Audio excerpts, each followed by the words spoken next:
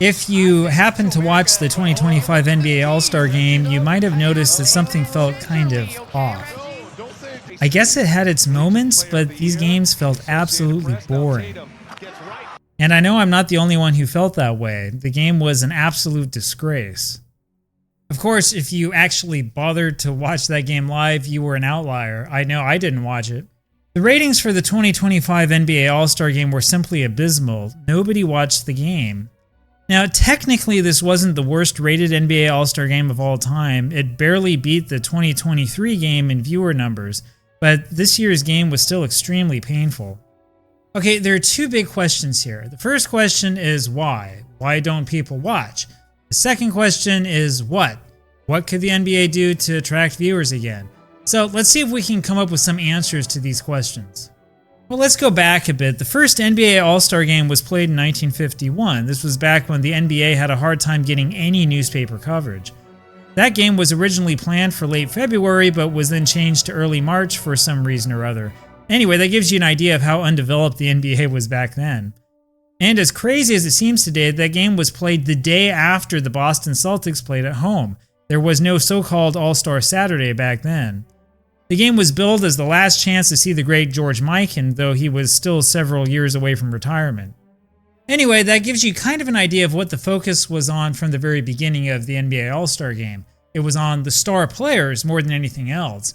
This All-Star Game was a chance for local fans watching in person to see the best players in the league, or in theory, the best players in the world. Okay, I'm not convinced that these were necessarily the best players in the world at the time. Davies has it. Driving in, but a shot is beautifully blocked by Shades.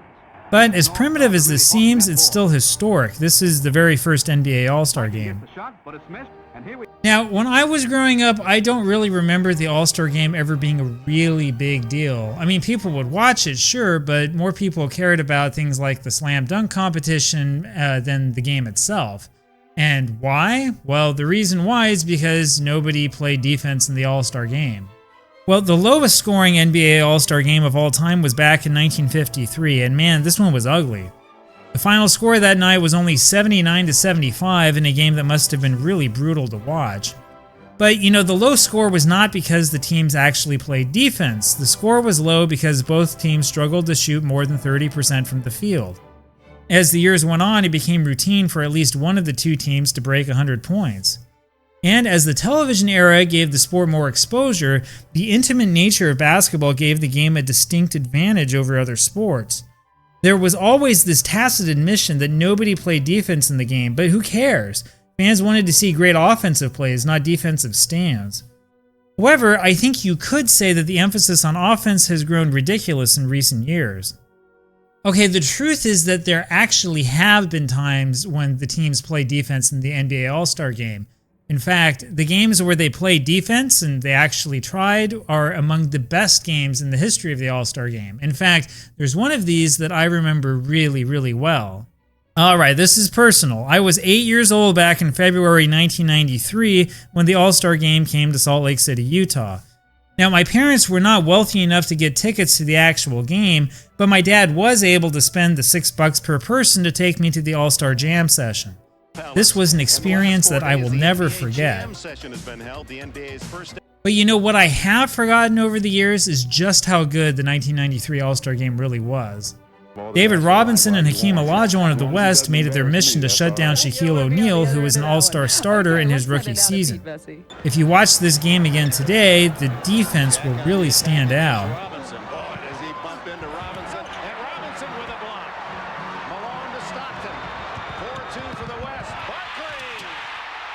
In fact, both teams played very good defense all game long.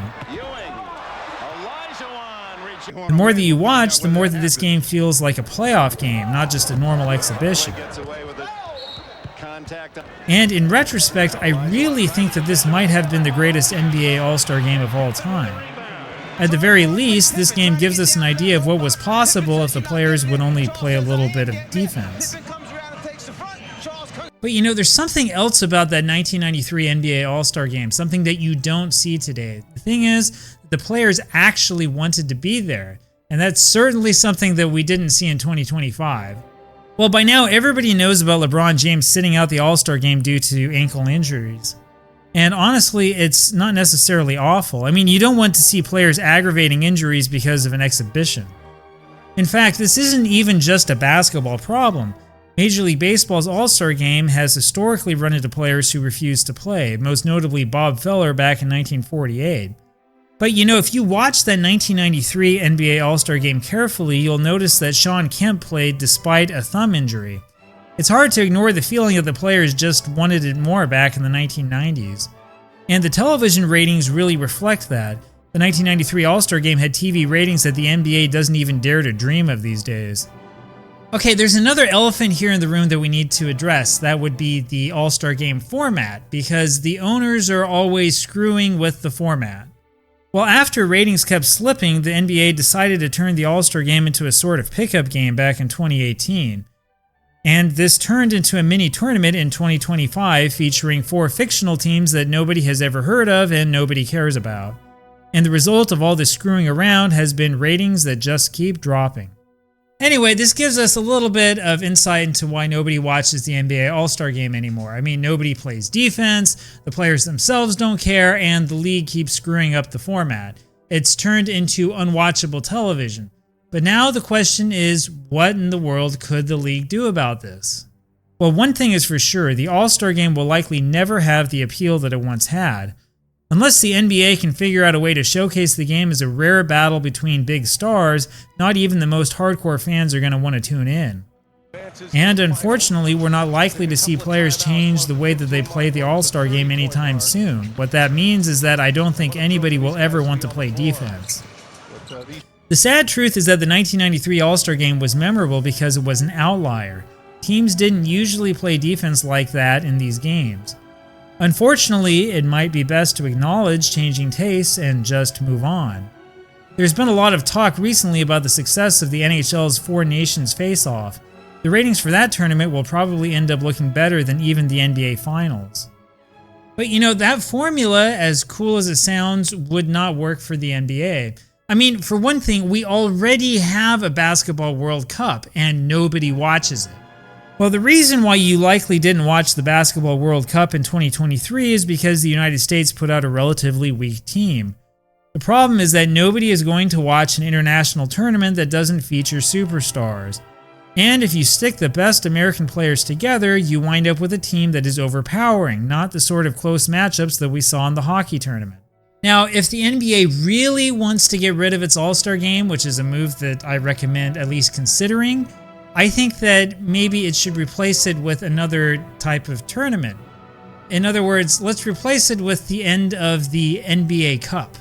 Yeah, the NBA Cup. So that tournament is strange. Really, it's a pointless early regular season tournament that nobody cares about. Of course, a big part of the problem is that these are all the same teams that play each other in the regular season anyway. There's really no reason to watch this tournament. Well, I'll be honest, I don't know exactly what the best solution is, but I'm starting to wonder if more people would watch the NBA Cup if you included some foreign teams. You know what I'm saying? Instead of just NBA teams, allow some teams from the leagues in Spain or France, Germany, Italy to play, or maybe even stuff from really far away like teams from China, Japan, the Philippines, countries like that that have pretty strong basketball traditions. Do something to expand the cup, make the semifinals and the final the All-Star Game, and more than anything else, take it off of cable and put it back on network television. Anyway, all I know is that they need to do something because it's obvious that the current strategy is just failing.